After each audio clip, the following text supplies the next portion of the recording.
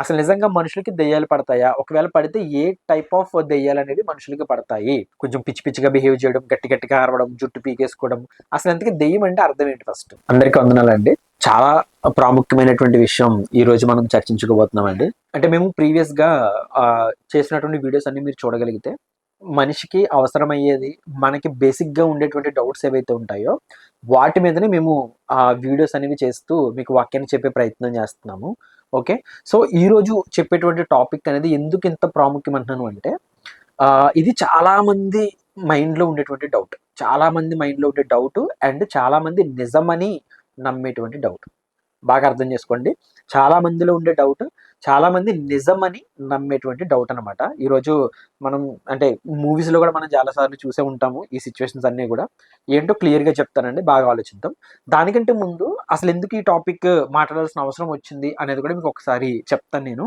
మేము రీసెంట్‌గా అండి ఒక మేము ఈ వీడియోస్‌తో పాటు ఏంటి అంటే మా ఛానల్ నుంచి మీకు కోట్స్ కూడా వస్తూ ఉంటాయన్నమాట. ఓకే. సేమ్ క్రిస్టియన్ ఛానల్ నుంచి మేము ఎవ్రీడే ఒక కోట్ అనేది డిజైన్ చేస్తాము. దానికి సంబంధించిన ఒక వాక్యం కూడా మనం బైబిల్ నుంచి తీసి, మనం ఇక్కడ పెట్టి కోట్స్ అనేవి రెడీ చేస్తూ ఉంటామనమాట.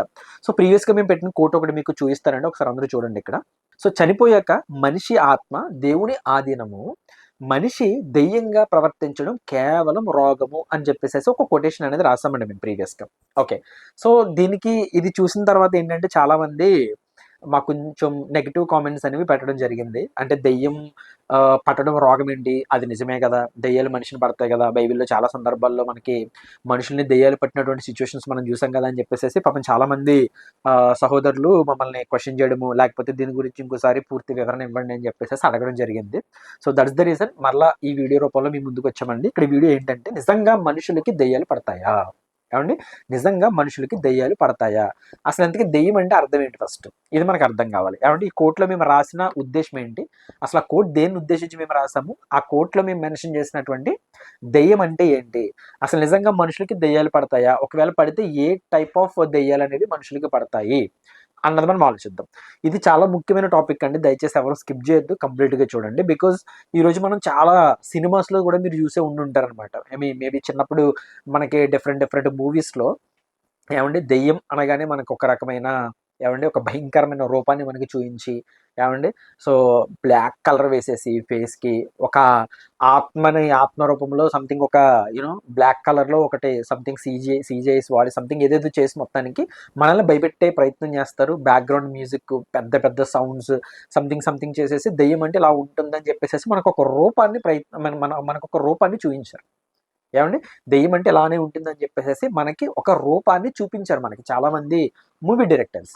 అండ్ దట్ టూ కూడా మనం ఏంటంటే మూవీస్ చూసేసిన తర్వాత మనము ఆ రోజు మీరు గమనిస్తే ఏదైనా ఒక రోజు ఒక దెయ్యాల సినిమా మనం చూసామంటే గనక ఆ రోజు నైట్ మనకి చాలా చాలా చాలా భయపడిపోతూ ఉంటాం. ఈవెన్ టాయిలెట్‌కి వెళ్ళడానికి కూడా చాలా భయపడతాం. ఏవండీ? ఇంట్లో ఉన్న పెద్దోళ్ళని లేపి మరీ టాయిలెట్‌కి వెళ్ళే సిట్యుయేషన్స్. ఏవండీ? సో, ఈ సిట్యుయేషన్స్ అన్నీ ఎందుకు ఇలా వచ్చాయంటే ఫస్ట్ ఆఫ్ ఆల్ మన మైండ్‌లో దెయ్యం అంటే ఇలా ఉంటుందని చెప్పేసేసి మనకొకటి చూపించారు. మనం చూసాము. అండ్ కొంతమంది వింతగా ప్రవర్తించేటువంటి సిట్యుయేషన్స్ కూడా మనం చూస్తున్నాం బయట సమాజంలో. కొంచెం పిచ్చి పిచ్చిగా బిహేవ్ చేయడం, గట్టి గట్టిగా అరవడం, జుట్టు పీకేసుకోవడం, ఇలాంటి థింగ్స్ అనేవి చాలామంది చేస్తూ ఉంటారు. వీటన్నిటిని బేస్ చేసుకుంటే చాలామంది అనుకుంటారు ఓకే. పలానా దెయ్యం పట్టింది. పలానా పర్సను వాళ్ళ పేర్లు కూడా చెప్తారండోయ్. కొన్ని వింత వింతగా పేర్లు కూడా చెప్తారు. వీళ్ళు ఆ పేరుతో ఉన్న మనిషిని ఎప్పుడైనా విన్నారా? ఆ పేరు విన్నారో లేదో తెలీదులే గానీ, ఆ పేరు చెప్పగానే ఆ ఇంట్లో వాళ్ళకి మాత్రం ఏదేదో గుర్తొచ్చేస్తది. ఈ పేరు అది పలానాది. సో, ప్రీవియస్‌గా అక్కడ ఇలా జరిగింది. మాకెప్పుడో గొడవయింది. ఆ గొడవ పెట్టుకుని మనసులో ఇప్పుడు దెయ్యంగా వచ్చేసేసి పట్టేసుకుంది. సంథింగ్ అని చెప్పి పిచ్చి పిచ్చిగా మాట్లాడుతూనే ఉంటారు మనోళ్ళు జనాలు. ఒకసారి ముందుకెళ్దాం. సో, బైబిల్‌లో కూడా దెయ్యాలు పట్టిన సిట్యుయేషన్స్ ఒకసారి మీకు చెప్తాను. సో, దాన్ని బేస్ చేసుకొని మనం ముందుకెళ్దాం. మత్తయి సువార్త 9 అధ్యాయము 32 వచనం మనం చూడగలుగుతానండి ఇక్కడ. యేసును ఆయన శిష్యులను వెళ్ళుచుండగా కొందరు దెయ్యము పట్టిన ఒక మూగవాన్ని ఆయన యొద్దకు తీసుకొని వచ్చిరి.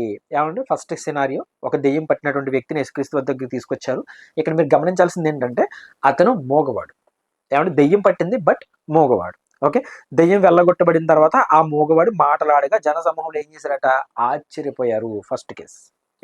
సెకండ్ ఇంకొక రిఫరెన్స్ చూద్దామండి. ఇదే మత్తయి సువార్తలో 12 అధ్యాయం అండి. ఇదే మత్తయి సువార్త 12 అధ్యాయము 22 వచనం మనం చూడగలిగితే, అప్పుడు దెయ్యము పట్టిన గ్రుడ్డివాడును, మూగవాడునునైన ఒకడు ఆయన యొద్దకు తేబడెను.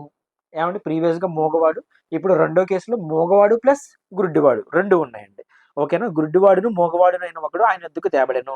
ఆయన వానిని స్వస్థపరిచినందున ఆ మూగవాడు మాటలాడు శక్తియు చూపును గలవాడాయను. అందుకు ప్రజలందరూ విస్మయముంది. ప్రీవియస్ గా ఆశ్చర్యపోయారట, ఇప్పుడేమో విస్మయం ఉంది. ఈయన దావీదు కుమారుడు కాడా అని చెప్పుకొనిచుండిరి. 2 కేసెస్ చూసామండి. 2 కేసెస్లో దెయ్యాలు పట్టిన సిచ్యువేషన్సే ఉన్నాయి. ఏమండి దాంట్లో ప్యారలల్గా మనకు ఇంకొక సిచ్యువేషన్ ఏం కనబడింది, ఇద్దరికి కూడా ఒక రోగం ఉందండి. ఒకడేమో మోగవాడు, ఇంకొకడేమో మోగవాడు ప్లస్ గుడ్డివాడు. ఇంకొక ఎగ్జాంపుల్ కూడా చూద్దాం. మార్కు సువార్త అండి. ఓకే, మార్కు సువార్త 9వ అధ్యాయం చూస్తే, మార్కు సువార్త 9వ అధ్యాయము 20 వచనం చూద్దామండి.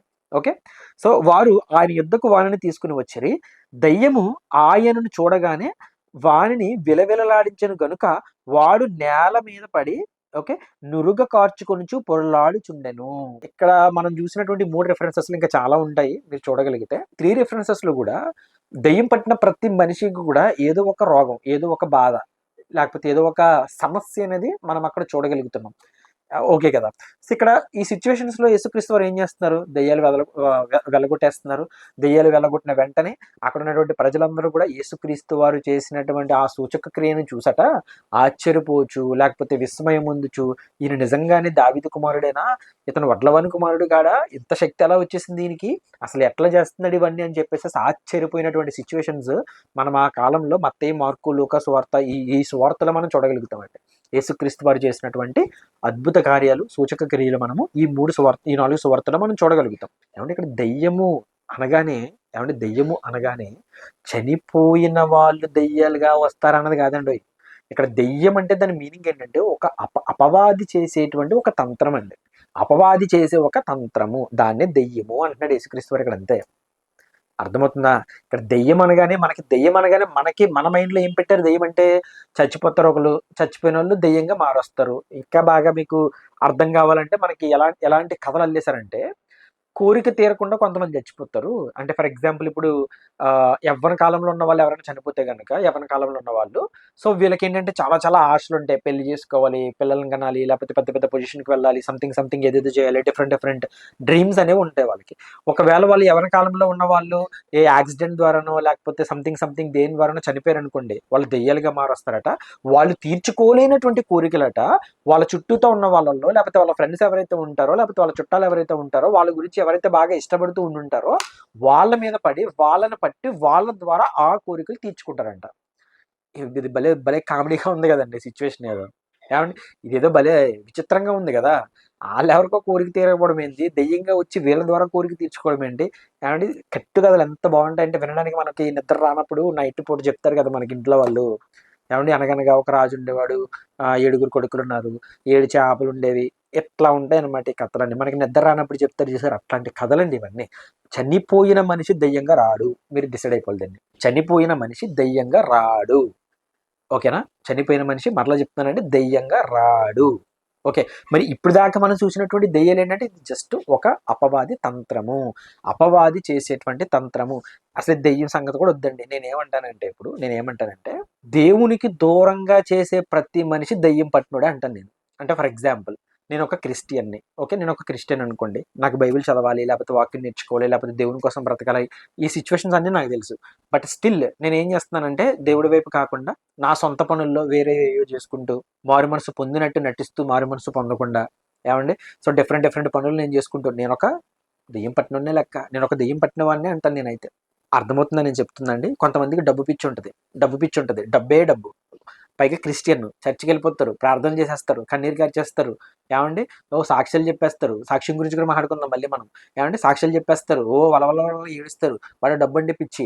ఒకవేళ ఈ డబ్బు విషయంలో తేడాలు వస్తే మాత్రం గొడవలు అయిపోతే పెద్ద పెద్ద యుద్ధాలే జరిగిపోతాయి. డబ్బు పిచ్చి. నేనేమంటానంటే నీకు కూడా దెయ్యం పట్టింది అంటాను నేను. మన వాళ్ళు కూడా అంటా ఉంటారు ఏమని, అన్నం బాగా ఎక్కువ తినేస్తున్నాను అనుకోండి, యారా దెయ్యం ఏమైనా పట్టిందని నీకు అలా తినేస్తున్నావు ఏంటి అంటారు. అంటే ఇక్కడ మీకు సెన్స్ అర్థం కావాలి. దెయ్యం పట్టడం అంటే నిజంగా దెయ్యం పట్టడం కాదండి, ఆ ట్రాన్స్లోకి వెళ్ళిపోవడము, లేకపోతే అది మన మీద ప్రయోగించేటువంటి ఆ తంత్రము.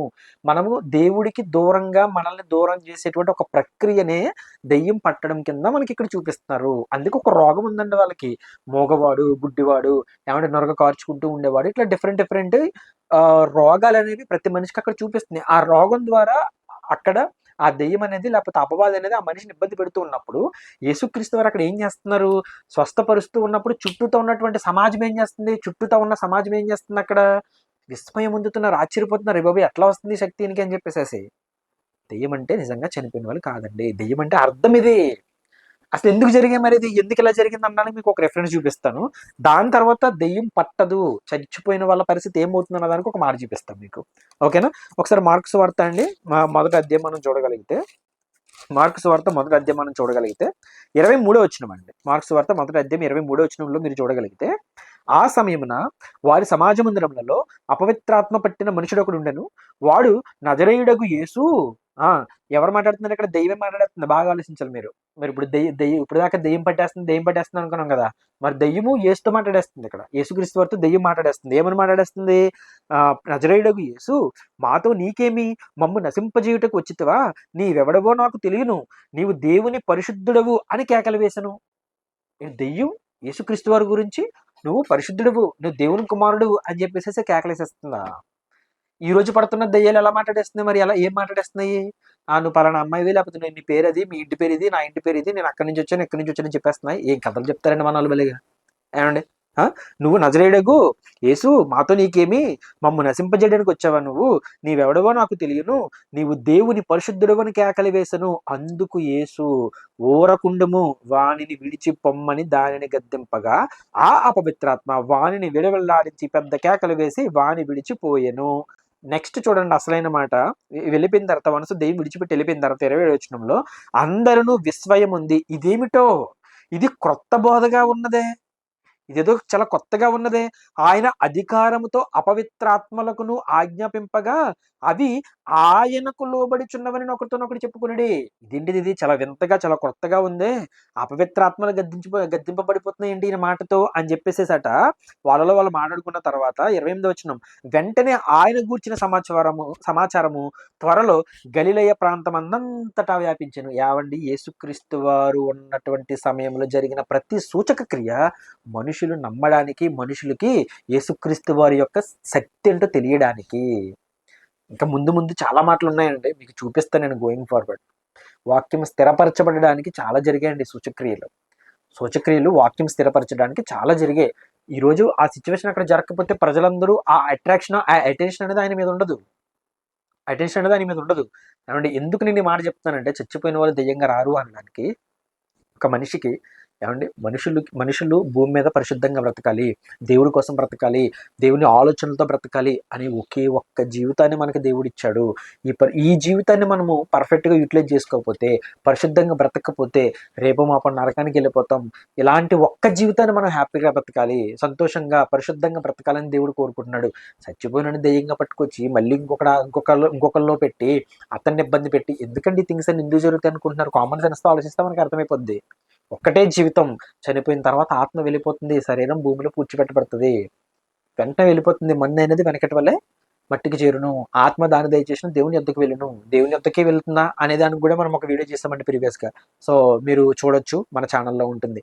ఓకే, సో మరి ఎందుకు చనిపోయిన వాళ్ళు ఏమైపోతారు, చనిపోయిన వాళ్ళు దెయ్యాలుగా రారు అనడానికి నా దగ్గర ఉన్నటువంటి బేస్, దేవుడు మనతో చెప్తున్న మాట ఏంటి అంటే ప్రసంగి గ్రంథం మనం చూడగలిగితే, సో ప్రసంగి గ్రంథంలో ఒక అద్భుతమైనటువంటి మాట ఉంటుంది, అందరూ ఓపెన్ చేసి చూడాలి. సో ప్రసంగి గ్రంథం అండి 9వ అధ్యాయం 5వ వచనం చూద్దామండి. ప్రసంగి గ్రంథం 9వ అధ్యాయము 5వ వచనం చూడగలిగితే, ఏమండి, బ్రతికియుండు వారు తాము చత్తురని ఎరుగుదురు, అయితే చచ్చిన వారు ఏమియూ ఎరుగరు. బ్రతుకున్న వాళ్ళంటే చచ్చిపోతారని అలా తెలుసంట. ఎస్, అఫ్ కోర్స్, మనం చచ్చిపోతాం, ఏదో ఒక రోజు డెఫినెట్గా మనం చనిపోయే రోజు అనేది వస్తుంది. ఓకే, అయితే చచ్చిన వారు ఏమియూ ఎరుగరు. ఏమండి, తర్వాత వారి పేరు మరువబడి ఉన్నది, వారికి ఏ లాభమును కలగదు, వారికి ప్రేమింపరు, పగబెట్టుకొనరు, అసూయపడరు. మరి ఇంతకేంటి, కోరిక తీరలేదని వచ్చారు, పగబెట్టుకుని వచ్చేసారు, లేకపోతే ఆ కోరిక తీరనందువల్ల వేరొకరి ద్వారా తీర్చుకుందామని వచ్చేసారు అని చెప్పేసి మన కథలు చెప్పారు కదా. మరి కానీ దేవుడు ఏం చెప్తున్నాడు? వాళ్ళు ఇంకా ప్రేమించరంట, పగబెట్టుకోరంట, మనలాగా అసూయ కూడా పడరంట. ప్రేమించరు, పగబెట్టుకున్నారు, అసూయపడరు. సూర్యుని క్రింద జరుగు వాటిలో దేని యందును వారికి ఎప్పటికీ వంతు లేదు. వాళ్ళింకా మరలా వెనక్కి రారు. ఏమండి, వాళ్ళు ఇంకా వెనక్కి రారని దేవుడు స్టాంప్ వేసి మరి చెప్తున్నాడు. చచ్చిపోయిన వాళ్ళు మరలా భూమి మీదకి రారు. వాళ్ళకి సూర్యుని కింద జరిగేది ఏంటి? సూర్యుని కింద జరుగు దేనిట్లోనూ వంతు లేదు అంటే దాని మీనింగ్ ఏంటంటే ఈ భూమి మీదకి మరలా వచ్చే ఛాన్స్ అనేది లేదు. చనిపోయిన వారు రారు.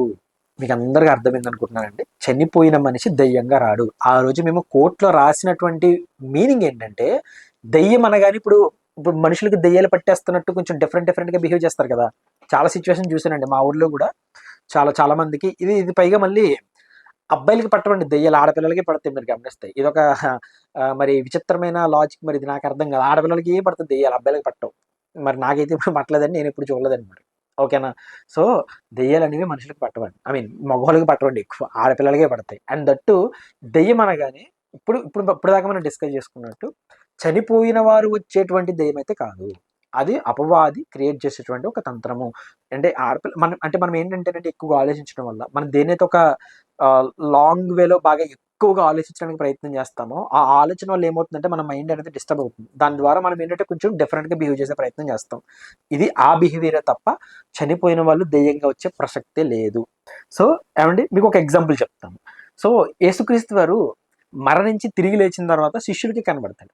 శిష్యులకి కనబడినప్పుడు ఇప్పుడు ఏంటంటే యేసుక్రీస్తు వారు చనిపోయిన సన్నివేశాన్ని ప్రతి శిష్యులు చూశారు. అక్కడ ఉన్న వాళ్ళు అందరికీ తెలుసు. చనిపోయిన సిచ్యువేషన్ చూశారు. ఎందుకంటే అక్కడ మేకులు కొట్టింది కావచ్చు, సిలువ మోయించిన సన్నివేశం మొత్తం చూశారు. సిలువలో మరణించింది, ఆ సిలువ నుంచి దించి ఆ రాతి సమాధిలో ఆయన్ని పెట్టేసినటువంటి ప్రతి సిచ్యువేషను ప్రతి శిష్యులు చూశారు. ఇప్పుడు మూడో దినాన్న అంటే ఇప్పుడు ఫ్రైడే అని చనిపోయారు, సాటర్డే తిరిగి లేచి వచ్చినటువంటి సిచ్యువేషన్లో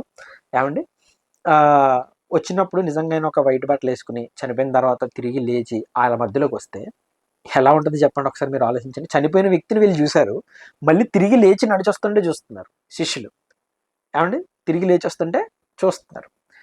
చూసి వాళ్ళు ఏమన్నారో ఒక మాట చూద్దాం మనం. లోకసువార్త 24 అధ్యాయం అండి. లోకసువార్త 24 అధ్యాయం 36 నుంచి మనం చూడగలిగితే, వారు ఇలాగ మాట్లాడుచుండగా ఆయన వారి మధ్య నిలిచి మీకు సమాధానం అవును గాకని వారితో చెప్పాను. యేసుక్రీస్తు వారు చనిపోయిన తర్వాత వాళ్ళు డిస్కషన్ చేసుకుని ఉంటే యేసుక్రీస్తు సడన్గా వచ్చి మీకు సమాధానం అవును గాక అని చెప్పగానే భయపడిపోయారండి పాపం శిష్యులందరూ. భయపడిపోయి అయితే వారు దిగులు పడి భయాక్రాంతులై భూతము తమకు కనబడినని తలంచిరి. అప్పుడు ఆయన భూతం అనగానే వీళ్ళు చూడండి నిజంగానే ఒక ఆకారం ఊహించేసుకున్నారు. ఎందుకంటే మొన్నే కదా చనిపోయాడు, మళ్ళీ ఇదిగో మనిషి రూపంలో నడుచుకుంటూ వచ్చేస్తున్నాడు. అమ్మో దెయ్యం వస్తుంది, దెయ్యం పట్టేసింది, సారీ దెయ్యం వచ్చేసేసింది, దెయ్యంగా మారిపోయి వచ్చాడు ఈయన అని చెప్పేసి భయపడిపోతూ ఉన్నారండి శిష్యులు. అప్పుడు యేసుక్రీస్తు వారు ఏమంటున్నారు చూడండి. ఏమంటున్నారంటే అప్పుడు ఆయన మీరు ఎందుకు కలవరపడుచున్నారు, మీ హృదయములలో సందేహం పుట్టనేలా మీకెందుకు సందేహం పుడుతుందబ్బా, ఎందుకు నేను చనిపోతాను, 3వ రోజున లేస్తాను అని చెప్పాడా లేదు యేసుక్రీస్తు వారు? ఆయన చెప్పినా కూడా తిరిగి లేస్తారా, ఎప్పుడు లేస్తారని చెప్పి ఎదురు చూడాల్సింది పోయి కలవరపడుతున్నారండి వీళ్ళు. మీరెందుకు కలవరపడుతున్నారు? నేనే ఆయనను అనుటకు నా యొక్క చేతులను పట్టుకుని చూడండి, నా పాదాలను పట్టి చూడండి, నన్ను పట్టి చూడుడి అని చెప్పి ఒక మాట అంటున్నారు చూడండి. నాకున్నట్టుగా మీరు చూచుచున్న ఎముకలను మాంసమును భూతమునకు ఉండవు. కొండ బద్దలు కొట్టినట్టు చెప్పేశారండి యేసుక్రీస్తు వారు. ఇప్పుడు మనము దెయ్యం అనుకుంటున్నాం కదా, దెయ్యానికి ఎముకలు మాంసం ఉండవండి. చాలా మందిని దెయ్యం చూసాను అంటారు. ఎట్ట చూస్తారండి దెయ్యాన్ని? దెయ్యానికి ఏమన్నా ఎముకలు మాంసం, ఈరోజు ఒక మనిషి ఆకారం కనబడుతుంది అనుకుంటున్నారా? దెయ్యం అంటే చనిపోయిన వాళ్ళు ఆత్మగా వస్తారండి. అప్పుడు ఆత్మని ఎట్ట చూస్తావు నువ్వు? ఆత్మ కనబడదండి. చాలా మంది ఇప్పుడు రోడ్ల మీద బల్లి మీద వెళ్తున్నప్పుడు కూడా దెయ్యం కనబడిపోతుంది. ఎవరికి కనబడదు. అంత సోదే, నమ్మకండి మీరు. అంత సోదే, ఎవ్వరి మాట నమ్మద్దు. మీరు చూసేంత వరకు నమ్మద్దు, మీరు చూడలేరు. ఇది మాత్రం ఇంకా స్టాంప్ వేసేస్తున్నాను నేను కూడా. మీరు ఎవ్వరు చూడలేరు దెయ్యాన్ని. ఎందుకంటే అసలు దెయ్యం లేదు కాబట్టి. అండర్స్టాండింగ్, అసలు దెయ్యం అనేది ఎగ్జిస్ట్ అయి లేదు. ఓకే, చనిపోయిన వారు దెయ్యాలుగా రారు, వారింక ప్రేమించరు, వారిక పగబెట్టుకున్నారు, వారిక అసూయ పడరు, సూర్యుని కింద జరుగు దానిలో ఎప్పటికీ వాళ్ళకి దేంట్లోనూ కూడా వంతు లేదు. చనిపోయిన వాడు చనిపోయాడు అంతే, దట్స్ ఇట్స్, ఫుల్ స్టాప్. ఒక్కటే జీవితం అండి, పరిశుద్ధంగా బ్రతకాలని మనకి ఇచ్చాడండి. కోపంతోనో పగతోనో మరలా వచ్చే ఛాన్స్ మనకి లేదు, వచ్చే ఆపర్చునిటీ కూడా మనకు లేదు. ఉన్న జీవితాన్ని సవ్యంగా మనం యూటిలైజ్ చేసుకోగలిగితే, మంచిగా పరిశుద్ధంగా మనం బ్రతకగలిగితే దేవుడు మనకి పరలోకాన్ని ఇస్తున్నాడు. హ్యాపీగా మనం పరలోకం వెళ్ళొచ్చు. కానీ ఇలాంటి మాటలు నమ్మి దయచేసి మీరు భయపడొద్దు, మీ హృదయాలు అలాంటివి పెట్టుకోవద్దు. దేవుడు మనకి చాలా జ్ఞానం నేర్పించాడండి. ఆ జ్ఞానాన్ని మనము నేర్చుకుని దాని ప్రకారం బ్రతకడానికి ప్రయత్నం చేద్దాం. బైబిల్లో ప్రతిదీ పొందుపరిచారండి మనకి. దెయ్యం అనగానే ఎస్ ఆ చచ్చిపోయిన వాళ్ళు వచ్చే వాళ్ళు అయితే కాదండి. అది యేసుక్రీస్తు వారు ఉన్నటువంటి టైంలోని ఆయన యొక్క శక్తి, ఆ మహత్కార్యం ప్రజలు చూడడానికి జరిగినటువంటి కొన్ని సిచ్యువేషన్స్ అవి. అది అపవాది ద్వారా జరిగినటువంటి కొన్ని తంత్రములు అంతే. అంతకుమించి ఏమీ లేదు. లేకపోతే దెయ్యం ఎట్ట కనబెడతది? నువ్వు దేవుని కుమారుడువు, నువ్వు మమ్మల్ని ఇక్కడ నశింపజేయడానికి నువ్వు వచ్చావా? సంథింగ్ సంథింగ్ అని చెప్పి దెయ్యం మాట్లాడేస్తది. ఏవండి? సో, తర్వాత మీరు చూడగలిగితే అపోస్తలులు ఎవరు పేతురు గారు కావచ్చు, లేపోతే తర్వాత వచ్చినటువంటి పౌలు గారు కావచ్చు, మొదటి శతాబ్దంలో క్రైస్తవులు గాని ఎక్కడ కూడా మనకి ఈ సిచ్యువేషన్స్ కనబడవు ఇంకా. మెల్లమెల్లగా వన్స్ వాక్యం స్థిరపరచి పడిపోయిన తర్వాత ఈ దెయ్యాల కాన్సెప్టే ఉండదండి మనకి ఎక్కడ గూడా. ఏవండి? సో, చనిపోయిన వారైతే దెయ్యాలుగా రారు. మీరు మాత్రం మీద బండ గుర్తు పెట్టేసుకోండి. సో, దెయ్యానికి మనకున్నట్టుగా ఎముకలను, మాంసమును ఉండదు. బాడీ స్ట్రక్చర్ ఉండదు. అంటే ఇక్కడ దాని మీనింగ్ ఏంటి? దెయ్యంకి వేరే స్ట్రక్చర్ ఉంటదని కాదండి మళ్ళీ దాని మీనింగ్. అసలు దెయ్యమే లేదు. మీరు నన్ను చూసి దెయ్యం అనుకుంటున్నారు కదరా బాబు! దానికి అలాంటివి ఏమి ఉండవు. అదొక ఆత్మ. ఆత్మలు అసలు రావు. వాళ్ళు ఇక ప్రేమించరు, పగబెట్టుకున్నారని చెప్పేసేసి మనకు ప్రసంగి గ్రంథంలో కూడా తెలియజేశాడు దేవుడు. రైట్? అస్సలు భయపడొద్దు. ధైర్యంగా ఉండండి. ఈ దిక్కుమాలిన సినిమాలు చూసి మాత్రం అస్సలు మీరు ఏమండి డిసైడ్ అయిపోవద్దు. Right? So, there is no devil. ఏమండి? Devil in the sense again అపవాది ఉంది, దెయ్యం లేదు. అపవాది అంటే ఒక చీకటి. చీకటి అంటే దేవునికి దూరం చేసేది. That's it. రైట్? సో, అందరికి అర్థమైంది అనుకుంటున్నాను. జ్ఞానాన్ని నేర్చుకుందామండి. నేర్చుకుని పాటించే ప్రయత్నం చేద్దాం. So, thank you so much అండి. అందరికీ వందనాలు.